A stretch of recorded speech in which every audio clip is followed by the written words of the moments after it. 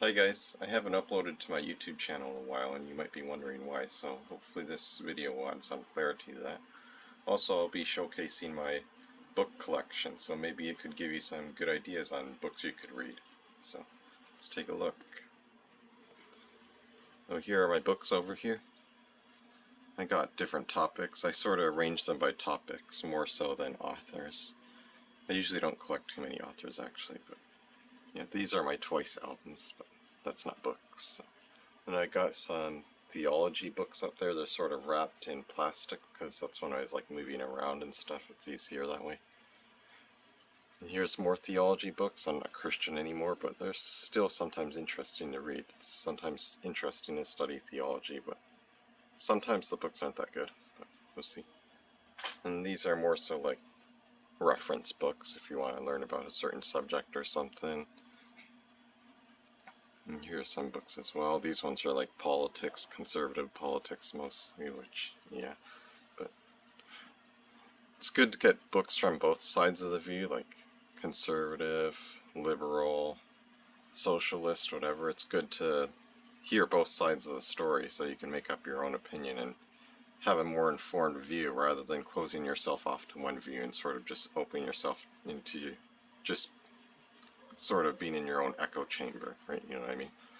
And these are like relationship books here.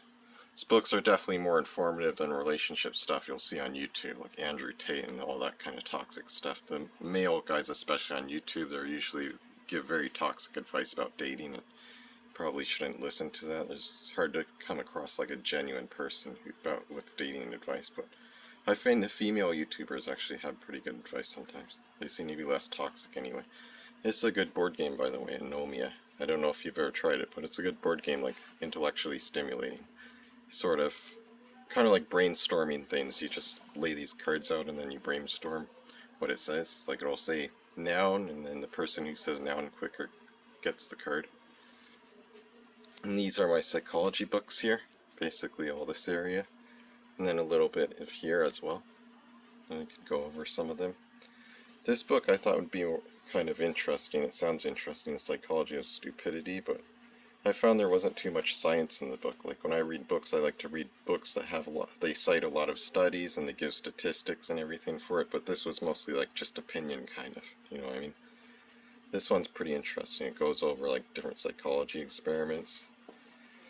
This book, The Female Brain, kind of popularized, I guess, the view that women and men sort of have a different brain, but I don't agree with that. But if this is the only book you read on the subject, you're going to end up coming out with the idea that women have a way different brain than men, but that's sort of been debunked by lots of other books. Like this book about the subject, Gender in Our Brains, debunks that view. Gender Mosaic debunks it. The Unmade Bed debunks that. There's some more books I got here about that subject, and yeah, even meta-analysis studies, which are the most reliable, debunk that view, so that's what I go by. Meta-analysis studies are pretty reliable. The most unbiased studies. Got different books here. This one's sort of about video game violence, which is kind of questionable. I've read books in support of like the idea that video games make us more violent and books against that idea. So yeah, it's kind of hard to come to a conclusion, but I mean, like, countries like Japan, which have a lot of video game addicts, are not very violent at all, actually. Japan's one of the safest countries to live in. That's just a correlation. These books are really good. The Catalyst and Invisible Influence by Jonah Berger, I really recommend those books. They're really good reads. Let's see. Books here. Bored and Brilliant. This book sort of, I guess you could say, it has a positive view of boredom anyway, like just being in your thoughts or not doing anything. People nowadays, they sort of always have this feel like they need to be doing something, but if you just sit somewhere and stay in your thoughts, that's good, and it makes you more creative as well, things like that. And we've got a lot of books about fear here. Embracing Fear, The Science of Fear, Your Survival Instinct is Killing You. The Anatomy of Addiction is pretty interesting as well. A lot of people often have, especially in like North America, they have like this big stigmatization towards drug addicts, which I don't like, because it's very It's very toxic to drug addicts as well, like ostracizes them, which isn't good. Like, addiction is, it's commonly believed that you could just fight it like with your willpower, but that's not true. Addiction is like a physiological disease and a psychological disorder, and it's very genetic. Like, if your father is an alcoholic, then I believe you're 5 times more likely to become an alcoholic yourself, according to Muhammad Akikar, the author of this book. Yeah. And the good vices. This book sort of, I guess it discusses things like how moderation is kind of key to, like, if you drink alcohol in moderation, it's somewhat healthy. If you eat chocolate in moderation, it's somewhat healthy. It's only when you do those things in excess that it gets unhealthy. I haven't come to a conclusion about alcohol. Maybe it is healthy in moderation, maybe it's not. I'm not too sure yet. I haven't studied it in detail. This book is really amazing. Unfair, This New Science of Criminal Injustice. I really recommend this book. Sort of shows that even today our justice system isn't really that good. Like, I mean, it's somewhat better than it used to be, but there's still a lot of injustice happening. Like, eyewitness testimony especially is very unreliable. Like, even if you have a person who points to somebody and tells you this person committed the crime, that's still unreliable evidence. Like, a lot of people have been wrongly convicted due to that. And there's been scientific studies showing that that's unreliable.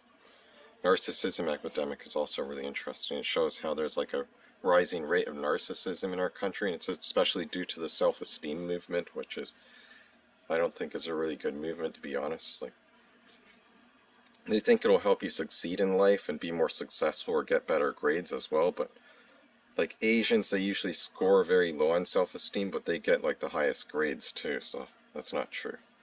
You don't need self-esteem to be intelligent. And self-esteem makes you narcissistic, which this book propagates the view, so it's not good. It made a really toxic North American culture, and that North American culture is seeping all over the world now, and it's making everyone narcissistic, selfish. This book is really interesting. It made me rethink everything I know about psychiatry. Psychology has tons of science backed into it. Like, there's just study after study proving all these things in psychology, but psychiatry, not so much. The basic, I guess the average person in public, they'll think like psychiatry, like if you have a mental disorder or something, it's due to a chemical imbalance. That's called the chemical imbalance theory. But there's like no evidence for the chemical imbalance theory according to this book, and even if you Google search it, you'll see that a lot of sources say that there's no evidence for this chemical imbalance theory. Like, it's commonly believed that schizophrenic people are they have higher levels of dopamine in their system, but when they sort of looked at their spinal fluid, which is a good method of measuring dopamine, they found that schizophrenics actually don't have higher levels of dopamine in their system, so that's debunked. And then also people with ADHD supposedly have lower levels of dopamine, so I'm not too sure about that though. But supposedly, according to this book, only about 4% of disorders or so actually have any sort of biology or any sort of objective science backed into them. Most disorders are sort of just made up by psychiatrists. And also there's meta-analysis studies proving that the antidepressant is no more effective than the placebo, which should be concerning, yet most psychiatrists, even after they read the study about the meta-analysis and everything, they'll still end up prescribing antidepressants to their patients based on their own subjective personal experience. They'll say that it's good to subscribe it. Antidepressants are only really good to subscribe if you have somebody who's like severely depressed. That's when sort of the study, sort of when it works a little bit better, but even then, it can also cause negative side effects, like it can make you suicidal, it can make you basically numb, you have no feelings. I don't think that's good at all. Here are some books over here, more psychology books. Abnormal Psychology, the psychology book, this one, psychology book, psychology Bible. And yeah, so I've basically read all these books here. I've read all these books. I've read all these books. I haven't read really these books yet though. And then as far as these books here, I've read like these ones, basically, yeah. Here are some more psychology books. These ones it's kind of, has a nice aesthetic to it, like the shininess, you see that? But yeah, there's quite a bit of typos in that book. It's self-published, but still interesting. These books have become sort of popular, Surrounded by Psychopaths, Idiots, and all those kind of books, the Surrounded by books. Tom Holland, I hear Alex O'Connor mention that guy a lot in his podcasts. If you don't listen to Alex O'Connor, I highly recommend him. He's a philosopher and he studies theology as well. His podcasts are extremely interesting. Like his YouTube channel and Rationality Rules are my two favorite YouTube channels, basically. I also like Adam Something. He's a really good YouTube channel. He's about infrastructure, though. Rationality Rules and Alex O'Connor are about philosophy. Here's some more books. Ikigai, I did a video about that, basically covering the main parts of that book. Why We Sleep, I really highly recommend that book if you haven't read it. Well, basically, before I read that book, I used to sleep around 6.5 hours at most a day. Maybe even sometimes I'd sleep like 4.5 hours or 5.5, and I didn't really prioritize sleep or think it was important, and I think that's pretty common view in people these days. But after reading that book, it completely changed my mind. Like, people who sleep less than 6 or 7 hours a day, like he mentions, have more than twice the rate of cancer because of the weakened immune system, things like that. And also, like, for example, athletes who sleep less, they get far more injuries than athletes who don't sleep less. Doctors who sleep less basically end up killing more of their patients due to mistakes in their operations, or surgeons, I should say, things like that. It's an extremely interesting book. That's one of the best books I've ever read. Yeah, you can see some other books here. There's some more books here. Michio Kaku, I got a lot of his books. His books are really interesting. I'd recommend you read his books. Stephen Hawking, A Brief History of Time, that was a really interesting book. I really recommend that also. Quantum theory books, those are pretty good. Here's my philosophy books in this corner. There's not too many, especially compared to my psychology books.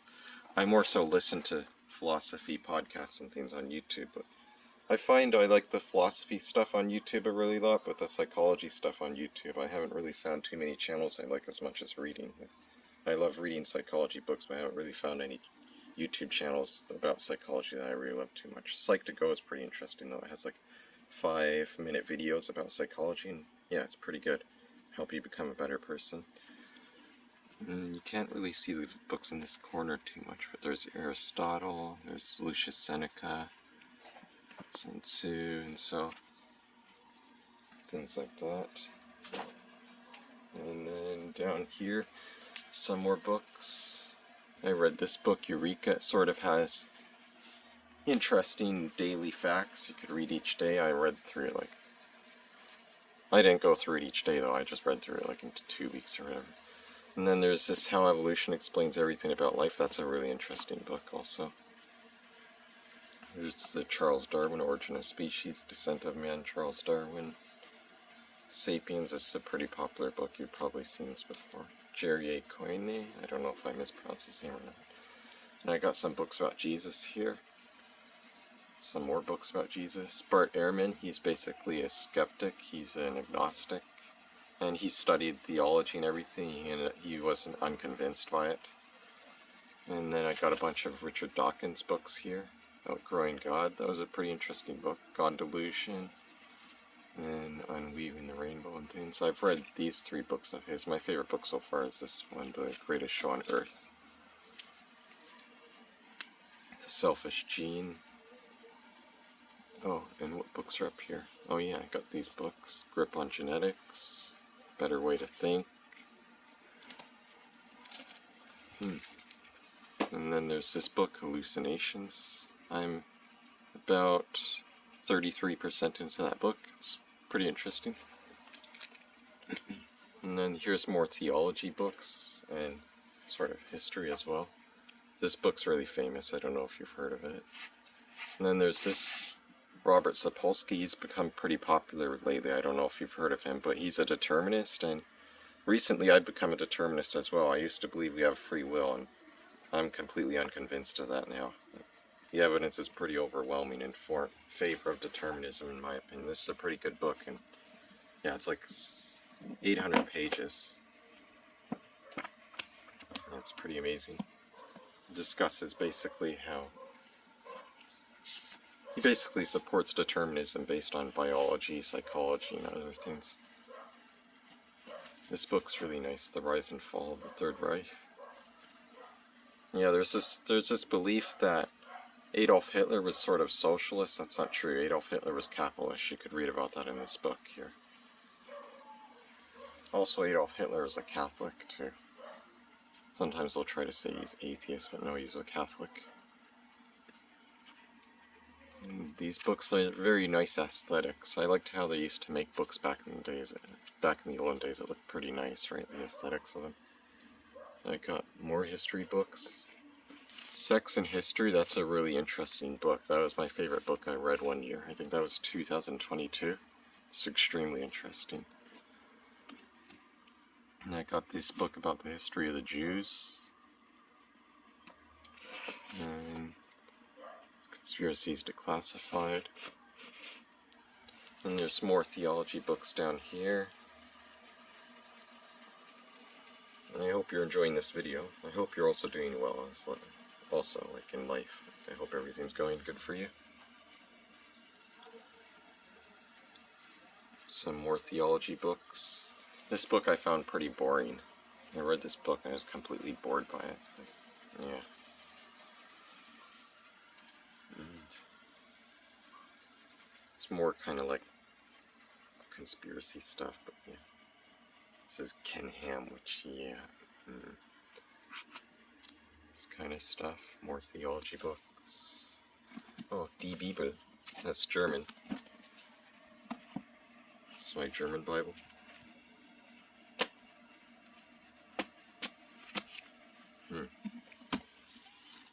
And then Die Bible. Or, not sure if I pronounce it properly, this is Dutch. Which is very similar to German. I can understand some Dutch because about 60% of the words are similar to German.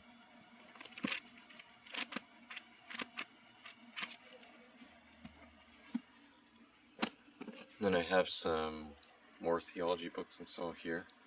There's this Annals of the World, which is like a Archbishop Usher. He's basically the one that came to the conclusion that the Earth is 6,000 years old based on the Bible. Like, he's the one that dates it back to 4004 BC. The book's very detailed and everything, so yeah, it's nice. And this is the Geneva Bible, like facsimile. This is a nice book, actually. It's like a facsimile, a replica of the original 1560 Geneva Bible. I don't think you need to be a theist to appreciate, like, aesthetically beautiful books. Like, if they're religious books, I don't see why you need to be religious to appreciate, like, the beauty of the book. You know what I mean? Some people are really, like, anti-theistic. They'll just hate anything that has to do with religion. I find that weird and illogical. Like, I don't see the point to that. Like, I'll admit if something's, like, nice. Like the Cologne Cathedral, it's probably the nicest building I've ever seen, and that's a religious building. And this book's pretty nice. You can see how it looks and everything. The aesthetic of the book is pretty beautiful, right? Yeah, like if somebody could convince me that theism is true, I'll gladly go back to being a Christian. I'll gladly do it, but I'm not convinced by the evidence. When I studied theology, I got a bachelor's degree in theology. And this is based on the Septuagint. It's a pretty famous document. If you've studied theology or know theology, you've probably heard of the Septuagint many times. Some more books here. The Quran. It's not a very well written book, to be honest. Like, the Bible's much better written. Like the literary art of the Bible, the literary style of the Bible, the actual words spoken, the way they're spoken. Like, this book is really repetitious. Like, you keep saying the same things over and over, kind of stuff, and it's Also really bigoted towards people that are outside their in-group, basically. Like, cut off their fingers, all that stuff, beat up your wife. Yeah.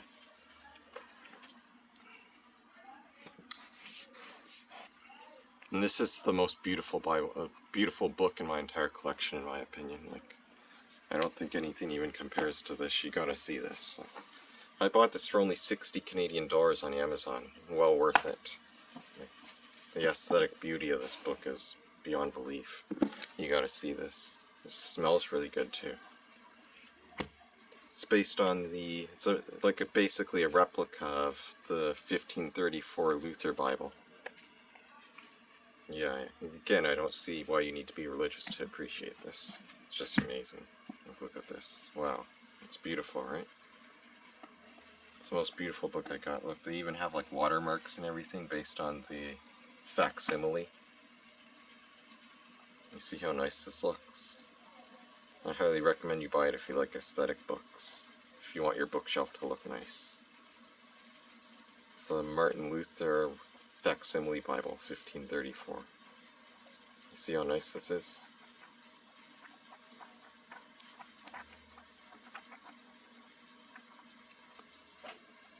And then, wait, I should show you the back also. Yeah, this is pretty nice also, right? And then there's this one. Adam and Eve.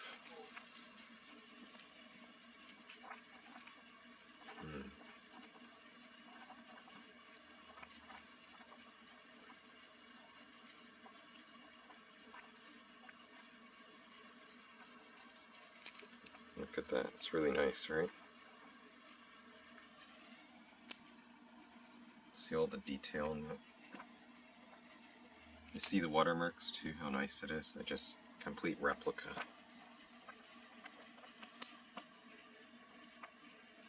It's amazing, right? And then here's my Bibles as well. Like, oh, and you should see this. These are an original leaf from an early printing of the Geneva Bible from 1560 to 1644. You should see this. Well, this is, oops. This is an actual page from the original Bible. Well, this is from the 1500s to 1600s. Pretty amazing, right? And the same thing for this, from the 1611 King James Bible. This is printed before 1650. Actually, there's a fan in the background. I should have turned that off first. Before I made this video. Too late now, though. See? Pretty nice, right? This paper's hundreds of years old.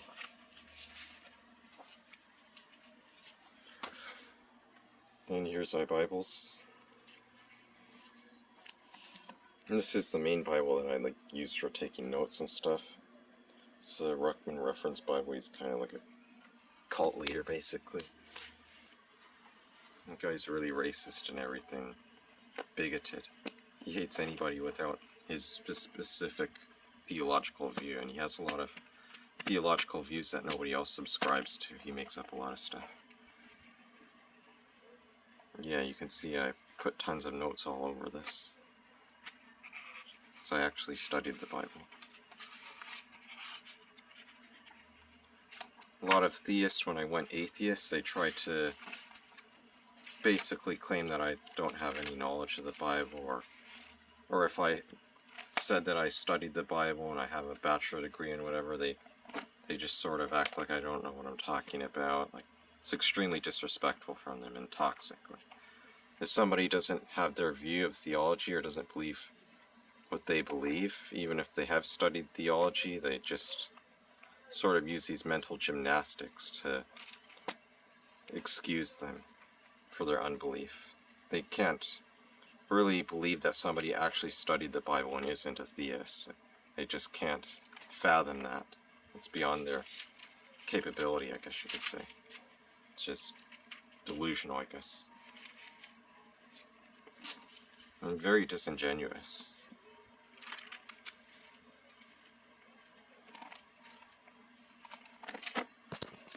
Yeah, sorry about that.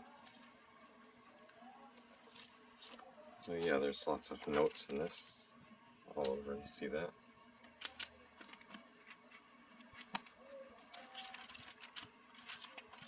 And that wasn't my only Bible I took notes in as well, there's another Bible. I think it's this one. Sorry. Yeah, this is the Bible I took notes from when I was doing my bachelor degree. I think college is kind of like overly worshipped though, in a sense, like compared to like bookworms. Like if you say you've read 100 psychology books, for some reason people don't take you too seriously. But if you say you have a bachelor degree in psychology, then they'll take you seriously. Like, it doesn't make any sense. Like, what do you think people do when they go to college? They freaking read books, dude. Like, come on, think properly. Books have knowledge, and books are written by people who literally went to college. And they specified that. Like,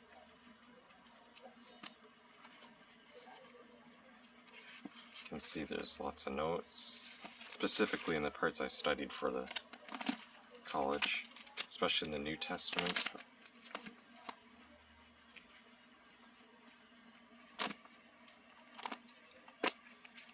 Wait, is that money? Oh, I got a $5 Canadian bill there. Didn't realize that. I made some money today making this video. Not really made money. It's money I had anyway, but money I didn't know I had. And yeah, you could see all the notes. When I was a Christian, by the way, they used to look at my Bible, and like fellow Christians at my church and everyone, they used to look at my Bible and they used to be in awe at it because of all the notes. Like, I haven't seen anybody who puts this many notes in their Bible. But now that I'm an atheist, they won't respect this at all. Like, they'll just think I'm an idiot. Because supposedly you can't be atheist and have studied the Bible. Supposedly that's like an impossibility. Like I said before, if you could provide the evidence for theism or Christianity or Islam or whatever, I'll gladly convert. Again, I follow where the evidence goes. I don't like to adhere to certain beliefs or think of myself in a certain way or as an atheist or whatever. I just am wherever the evidence goes, and I'll continue that way. I can change my beliefs on the fly. And yeah, if you're wondering why I haven't uploaded on YouTube lately, it's not because like I'm not interested in that sort of stuff. Like, I like studying and information and that kind of stuff. I had these books I made specifically about YouTube. Like, I wrote down, as you can see, it's filled with different topics. See, I got different topics for YouTube videos. Where is it? Yeah, there's different topics I wrote down for YouTube videos, and I sort of, or in the future videos if I ever to make one. But I guess the main reason I haven't been uploading to my YouTube videos because I was living in a really noisy place. It was much noisier than this one, and I lived there for over a year. It's extremely noisy even at night when cars were driving by. It's just annoying to make any videos there. Now that I'm living here, I'm living with my girlfriend though, and she works at night. And then she sleeps during the day, so I basically get like no time to like make a video or whatever. It would definitely be more difficult than I was living alone or whatever. But yeah, hopefully in the future I'll get around to uploading some more videos. Another reason is obvious because I don't have too many subscribers at the moment. I was hoping this kind of stuff would get more attention, garner more attention and traction, but it seems like mostly entertainment stuff gets really popular on YouTube. If you're like an information channel, it's extremely hard and difficult to get a lot of followers. Only 1 in 1,000 YouTubers make it to 10,000 subscribers, and probably a lot of those are even like entertainment channels. If you're informational channels, it's probably even less than 1 in 1,000. Yeah, I hope you enjoyed this video and looking at my bookshelf and everything and getting some ideas for books to read. Okay, it was nice talking to you. Okay, I hope you enjoy the rest of your day and hope everything's well with you also. Okay, bye then.